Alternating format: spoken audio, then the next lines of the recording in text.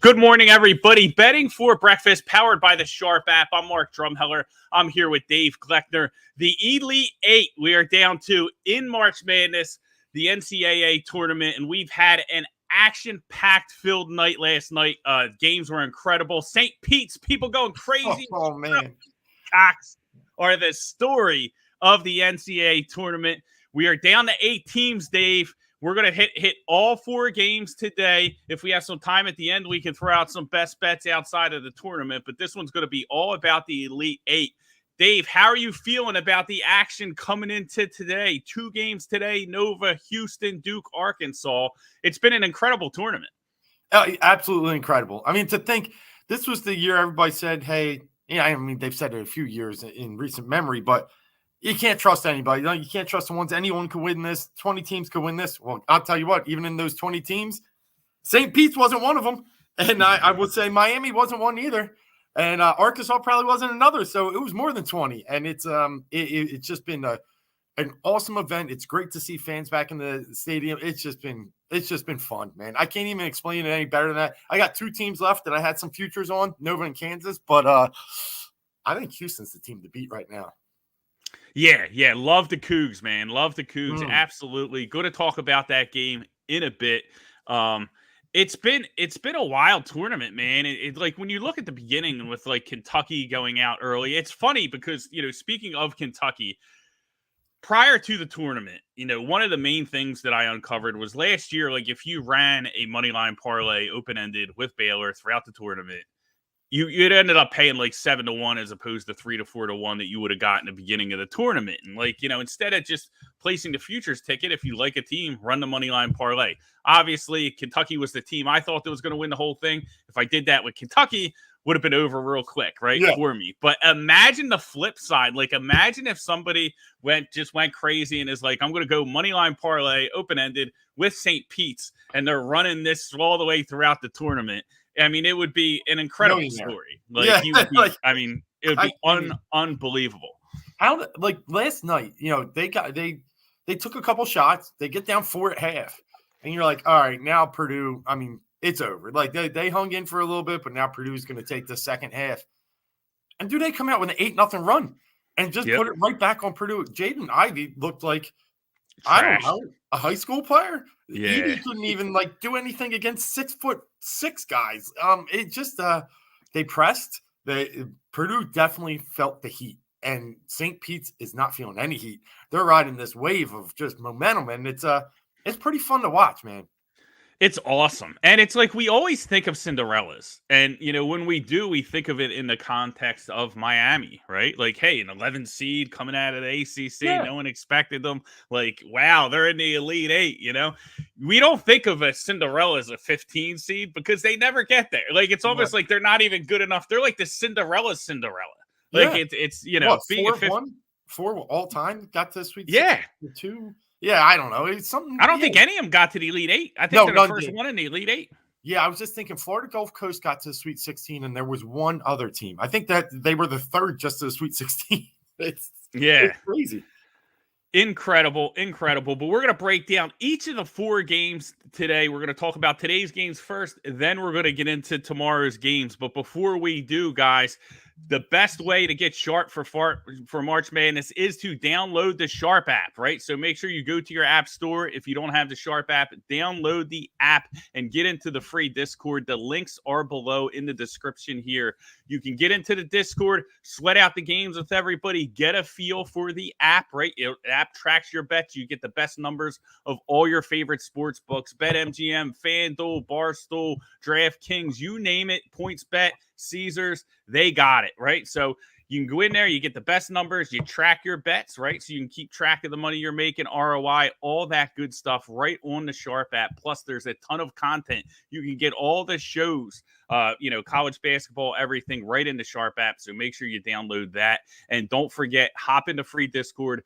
Sweat these games out with us. And if you want to try our subscription plan, the link is in the description as well. You can go in there and get a free 30 days. So come join us and get sharp for March Madness. We got models popping. We got all kinds of, data and information in there to give you the best chance to win, in these final couple games with March Madness. So Dave, let's get things started with the the first game, and I think is the best game of the four. And you talked about it a little bit. The Houston Cougars, favorites, laying 2.5 today against the Villanova team that just seems to do everything right, right? And I'm a little torn on this one. I love both these teams. I love the way the Cougars bang. We remember going back to last year, I had 2 futures tickets in the beginning of the tournament. I had Houston, I had Gonzaga. I ended up very disappointed at the end, right? We got to the Final Four. Houston gets smashed by Baylor. Gonzaga gets smashed by Baylor. I ended up losing a lot of money. But Houston is back after getting knocked out of the Final Four last year, trying to get back in. Villanova, the only team that stands in their way. Ton of experience on the Villanova side. Jay Wright's been to, 1,000, it feels like Sweet 16s and Elite 8s and 2 national championships. Villanova getting points here. 2.5 is the underdog. Our total's 128. How do you see this game going down, Dave? Well, we're big fans of, you said models, data, and we're big fans of that. And when you get deep into the tournament and you start to, you can start to trust some of this other data that's out there. And when you look at Ken Palm, one of our favorite areas to just, analyze and go deep into the metrics, trying to separate, adjusted opponents, you find that Houston is ranked number 2 in his rankings overall. Number 2, and they got a 5 seed in this tournament. Why are they number 2? They're number 3 adjusted defensively and number 8 adjusted offensive team. They're good everywhere. They're long, they're athletic. They muck it up. And what's the best thing they do? They offensive rebound like nobody else. Yeah, they dude. crash those boards and they make you just feel all that pressure. They're going to miss a shot. 5 are going up for it because they know they're quick enough to get back on defense if you do get it, because you don't beat them in transition either. The one thing you can do maybe against this team, they don't shoot the foul shots very well, and they tend to foul a lot. So Villanova will have an interesting strategic angle they have to do here, right? They're going to press. They're going to trap a little bit. Nova runs pretty much 5 guards, 5 guys that can handle the ball. If they're able to just slow it down like they like to, I mean, their possessions are usually 19 to 20 seconds long. They're a very patient team is what people like to call Nova. If they're able to slow this down and just keep it within, because you saw what they did against Michigan, you can play close. We just got to hit that 3 at the end to win it, right? They want to play this team down to the last 2 minutes. If they can just manage to limit turnovers, get this to the foul line, I think Nova has a chance. But, man, this Houston team is something special. I think they're the best team in the tournament right now. Yeah, I mean, and dude, they bang underneath, and like you said, the board, you're not getting any boards. Boardman gets paid in Houston. Yeah, they do all the dirty work. They have no problem doing. They're unflappable. It doesn't matter if they get down. We saw that. I mean, they beat the hell out of Illinois. I mean, in that was really the game where it's like, okay, like Houston is really going to, make another run here, and then they just keep doing it. Game after game. In the Sweet 16, we saw it again. Just tough team, dude. I love backing them, and I agree with you, man. I think that I'm very close to, I want to say it's probably around 350 right now. Very close to just pulling the trigger on them with a futures ticket for the national championship. I think if they can get through Villanova, I think that they could beat any of these other teams. I laid the 2.5 here. I laid it early, woke up this morning. The first thing I did, dude, went to my sportsbook app, went to the Sharp app, got the best number, banged it. Cougars minus 2.5. And listen, we're from Philadelphia. We want Villanova. Like, we root for Villanova. It's nice when they win. We get the parade, all that. I just think it's tough here. I think, the way you beat Houston is, you got to get them running and you got to get them in transition. And I don't know if, like, Villanova's style of, like, jabbing teams to death and just trying to needle them and get to the free throw line and, winning by efficiently, possession by possession is going to play well against this Houston team, man, because they're going to grind you down. And I really think that's what it comes down to is, they're going to be able to wear Villanova down. And we've seen, Villanova a little bit banged up. Gillespie, the leg, we saw him go down on the knee towards the end of the game. Is that going to be a factor? Or how are they going to be health-wise? I think it's going to be an incredible game. It's going to be excellent. But the side I have 100% is Houston. And I'm pretty sure I'm going to be betting Houston throughout this tournament. Probably going to be betting them to win the national championship. Yeah, it's tough. I've been flipping back and forth in this, trying to figure out a way that this game will really end up flowing. We know what Mm-hmm. Villanova likes to do. You talked about jab to death, but they've played tough teams all year. They didn't Mm-hmm. fare too well against Baylor, but they beat a good Tennessee early in the season. They lost a tough one to Purdue, but they have played these big physical teams, and obviously in the tournament playing Ohio State and Michigan, Nova's actually out rebounded their opponents so far, and that's one weak spot that they tend to point out. They've actually averaged over 10 offensive rebounds in each game in the tournament, so Nova does crash the boards as well. Yeah, as a but team, can they crash it against this team? Is going to be the question. well, That's what it comes team down to. rebound. Yeah, team Yeah, rebounds, and the this is key, not Ohio State. it's not, but it's Illinois hung in that game until the guy gets the technical for dunking on a fast break for no reason. Right? Yeah, it was ridiculous. Yeah, and really, how did they hang in that game? Houston wasn't shooting efficiently from three, Mm-hmm. and Villanova tends to guard the three pretty well. I can see an opportunity here. Houston's also playing in San Antonio now. So it's only a few hours away from the campus. I see this number getting up to 3. So if you like Houston, I do say grab it now. But I'm actually leaning Nova. I think I'm going to wait. Yeah. I'm going to see some 3.5 maybe. And I just think the veteran leadership, I think they're going to keep this game close enough. And when it's close enough, I think the game's in the 60s. I'm going to take the points. Take the more experienced team down the stretch. Dave is on opposite sides of this one. Dave, any splash in the money line? You think Villanova gets through here? You think the money line is worth a shot, or do you like the points? Obviously, you're going to take the points as the highest stake, but are you going to play a little money line? I'm not going to play money line. That's where my heart ends. Like I just as much as I want them to win, it's business. Yeah, I think and again, free throw shooting late. I think Nova can keep this one tight enough. I know I hate to say take 3 and don't press money line, because if you're taking 3, you think the team can win, and I do think they can win, but I'm going to take just the points. Perfect. Take the points at the -110. Go on the Sharp app, get the best number, as you said, right? You can get the best number on the Houston side, get the best number on the Villanova side.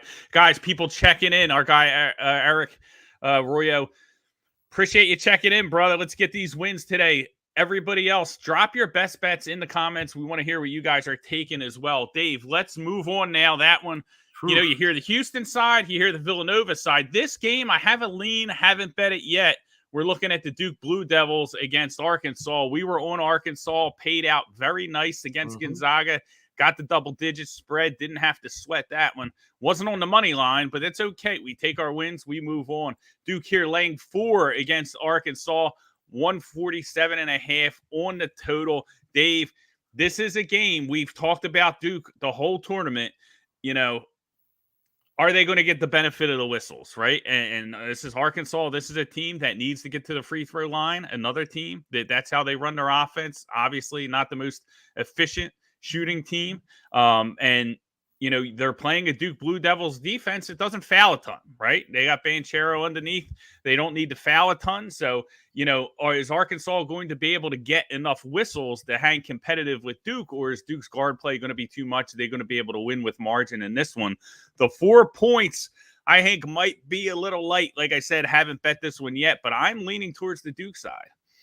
Yeah, and you got good reason to. I'd hate to say that some of those whistles may be influenced by someone trying to retire, but the truth is they called 12 fouls. This is human.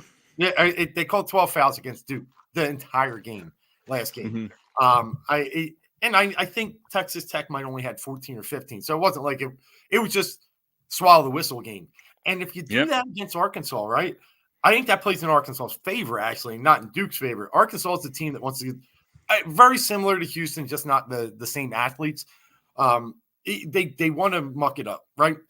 They're one of the worst 3-point shooting teams in all of college basketball. I think they're like 316th in 3-point shooting percentage, but they shoot lots of them, right? J.D. Note last game, 9 of 29. They're just going to get their shots up. They don't turn the ball over much, but they do create turnovers. And like you said, they like to get to the free throw line. They average 37 a game. So, in that aspect, they probably want the whistles, but if they get in a game that not much is being called, I think they can push Duke around. And that's where Duke has always had this label of being a little bit soft. But maybe they're breaking that with Banchero here. He's had a heck of a tournament. Oh, dude, he's tough, man. He's the first pick in the draft, in my opinion. I think I've seen some that show that now. And on the Duke side, They're 8th overall in effective field goal percentage. They don't turn the ball over either. They're 21st in the nation. They only commit 15 turnovers a game. So it's a styles make matchups kind of game. And I'm leaning with you. I think Duke in the end probably has a little bit more of the style in this game. I mean, Arkansas won a game versus New Mexico State, 53-48. They won a game against Vermont. I think it was 65-61. They're winning some low 30 games. If this one gets out in open court, I think Duke scores too much for Arkansas. Yeah, and another interesting point, you brought up that New Mexico State game, right? And I heard this today. Ken Barkley, Odyssey Sports, You Better You Bet, had a tremendous point this morning just about Musselman and Arkansas and how they win. Not that they're not talented, right? Scrappy team, but game planning is a huge part of how they win, right? And there's a disparity between how you see them play, like we saw them play against Gonzaga when they had a break, had time to game plan, right? Next day they follow up. What did we see when they had to play back-to-backs against New Mexico State? Little bit of a letdown, not that effective, right? Now we have them little break, having to take on a team like Duke with, like you said, the number 1 pick in the draft. How is that going to affect them from a game plan coaching perspective? Are they going to be at their best in this matchup? And I thought that was a really interesting point and probably had some validity to it. I liked what I heard about that, being kind of leaning on the Duke side, but I think that goes into it, right? Hey, this is boom, boom, and they don't have time to really prepare for Duke. No, and that's a great point too, because Duke does want, I mean, you're starting to see the evolution of some of their players too. I mean, they're just playing a lot better at the right time, spreading the floor. Williams, they're good.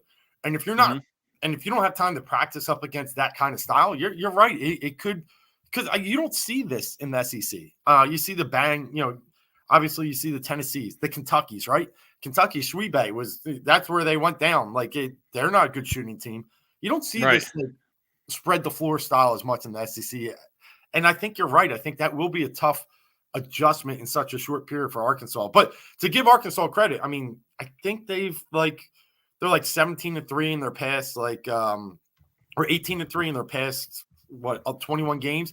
And in those 3 losses, I mean, they lost to Bama by 1, Tennessee by 4. They did get blown out by A&M, but they are competitive in every single game. So it's no surprise that, they've gotten to this point. I just think they finally match up against a team that I think it's a bad matchup for them. Yeah, and I like Arkansas. Listen, I cashed my ticket. I put it out on Yahoo. I had Houston, Arkansas, Sweet 16 bets to get into the Sweet 16. I didn't have them beating Gonzaga, but they proved me wrong. But I knew that they had kind of the ability to go deep, and put in a deep run into the NCAA tournament. So like Arkansas just might not be their day going up against Duke and Coach K. A lot of money on the table for the NCAA. We got to get Coach K in this Final Four, right? Versus North Carolina too. Can you imagine that? Yeah, that's versus UNC. Well, let's get into that game now. Let's transition. We got about, probably about 10, 15 minutes left in the show. Let's transition over to the story, right? The Peacocks, St. Pete's against UNC. St. Pete's getting a fairly sizable number, as you would expect, a 15 seed against UNC. 8 points here on the line, right? We got a total 137.5, right? That's that St. Pete's defense popping up there. And the Peacocks are just, they've captivated the entire nation. Everybody loves it. The quote, the coach is a quote machine with all the Jersey City tough stuff. And, you can't write a better story. And I'm not going to lie. I looked at this bracket. I just kind of glossed over St. Pete's. It was like, click, Kentucky. I didn't give that team a second chance. And here they are, man. And, they're taking on a UNC team that has looked very good in the tournament, but was very inconsistent during the season. I think that this is, another dynamic that we kind of talked about. UNC is going to want to get out and they're going to want to run.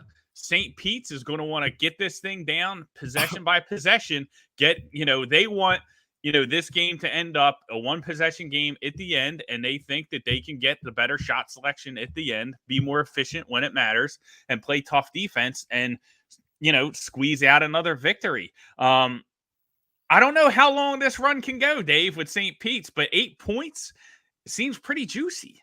Yeah, so first off, this saddens me that they're from Jersey, so I haven't been able to play any of their games.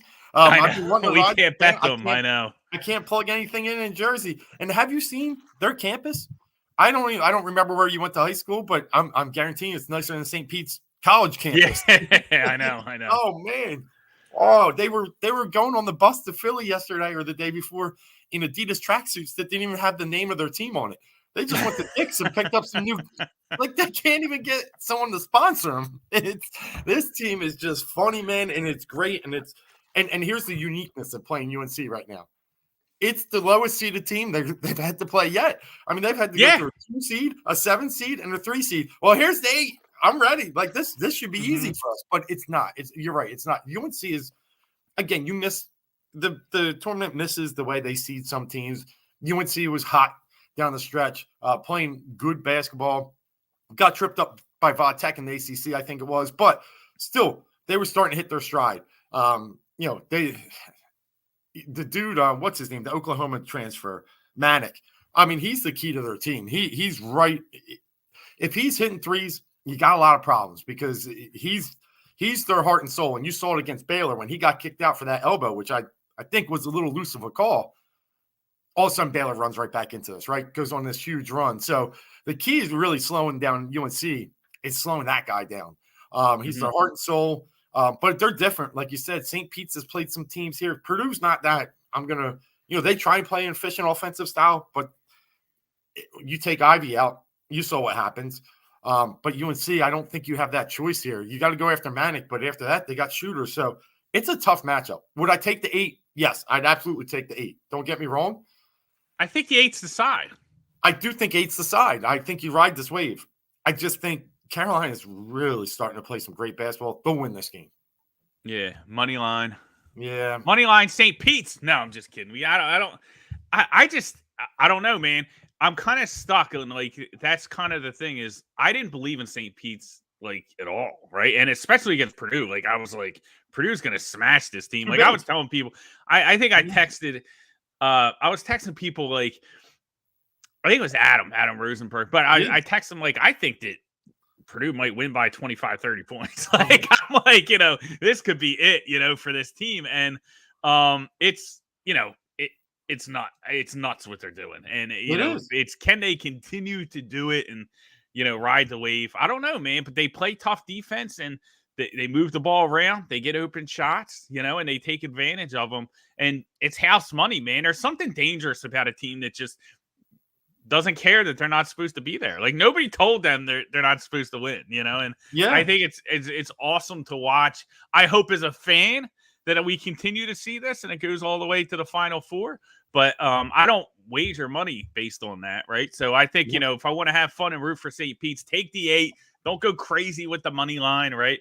But I think that they can stay competitive in this game. But I haven't bet it yet, and I do think that there's a chance that UNC could run them off the floor as well.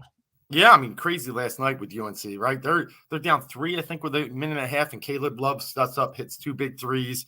And then they just get UCLA off balance. Caleb Love's so good, man. He's so good. And that's the thing. He stepped up last night. I think Baycott might have stepped up the game before. Manic, as I talked about, is they can do it with so many different people. It's not like Purdue where it's stop Ivy, because to me, right, or Edie underneath it. Yeah, but God, he's stops himself sometimes. Purdue's shot selection was terrible. I get they couldn't lean on Ivy, but oh my God, was it Williams with those bricks? Yeah. Shots. And he went. How did he not break the backboard? Dude, he wouldn't pass that ball out. He was like, I'm just going. And Hunter goes 0 for 4. Their big guy Gillis couldn't even get going because he had 4 personal fouls. They just got. So back to St. Pete's. I'd take the 8. Unfortunately, unless I'm crossing the bridge, probably not playing it. But I'd take the 8. Yeah, I think the 8's the move. I don't think they win the game, but how do you not take the 8 here? And that's kind of what worries me, right? Is it seems like just a big number, but I don't know, man. Will the run continue? We will see. But let's get down to the last game, Dave. We got about 5-10 minutes left, and that's last night. The Miami Hurricanes, 6-point underdogs against Kansas. I feel like Kansas is a team that I watched them. I know they're good. They're supposed to be good. I just never seem to leave too impressed. No, No, I mean that Abaji's nice, and he can jump out of the gym, and Brown's nice.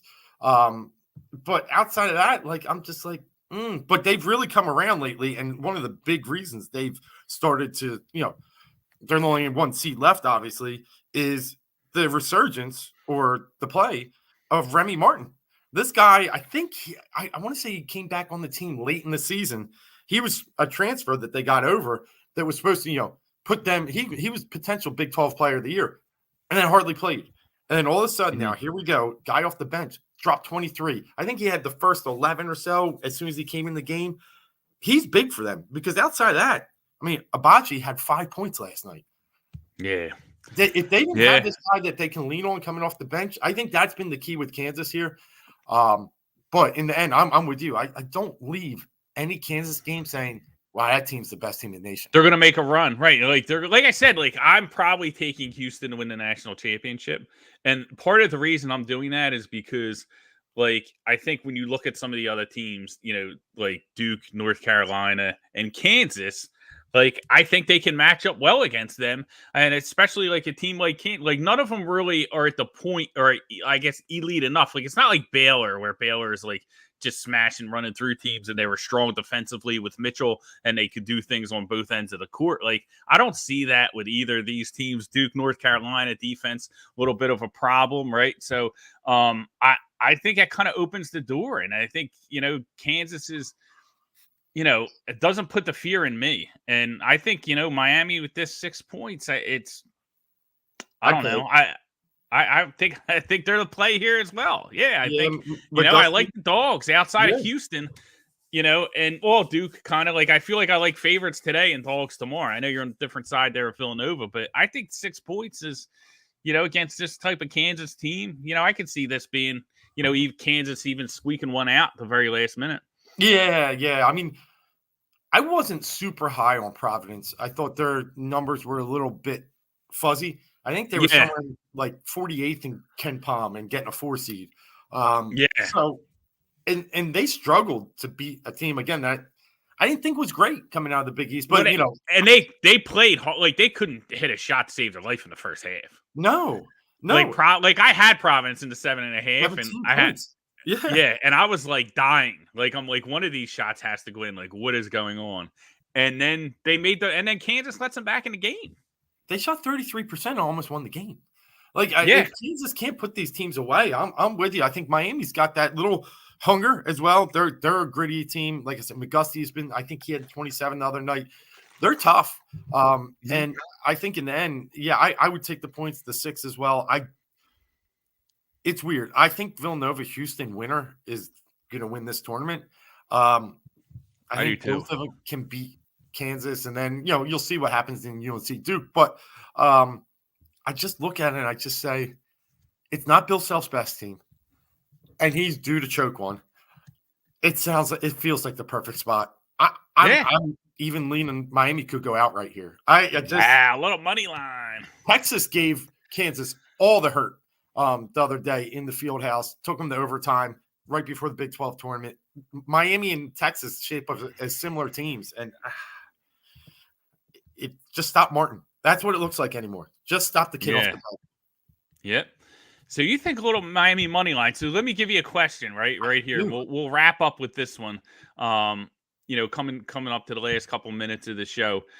14 money line parlay for the Elite 8. Give me your money line winners.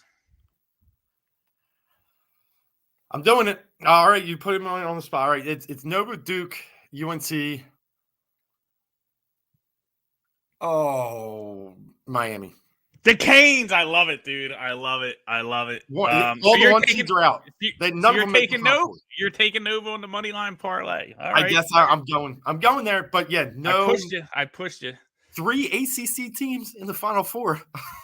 Oh man, yeah. I would do Houston, Duke, UNC, and Miami probably. That's probably what I would do. Yeah, I would do those. So we're the same, except we just see Houston. And that's the biggest coin flip, right? That's the closest one. I can see it. I can handicap it either way, but yeah. But awesome stuff. Listen, tremendous show. It is going to be so much fun. We'll be back next week for the Final Four. Can't wait. It's going to be even better. Going to be, just I'm going to miss the March Madness during the week. Like, I'm going to miss the games during the week. Yep. It's going to lull in, be a little bit of depression. And also, by the time we do this show on Saturday, we're probably going to be sick of those 2 games, right? Yeah. Like, we're going to be talking about it for 7 games straight, but we'll be back anyway. We'll have tons of info and analysis for you. Cannot wait. Thank everybody for tuning in. Make sure you download the Sharp app, get the best numbers, get some wins, and we'll see you guys next week.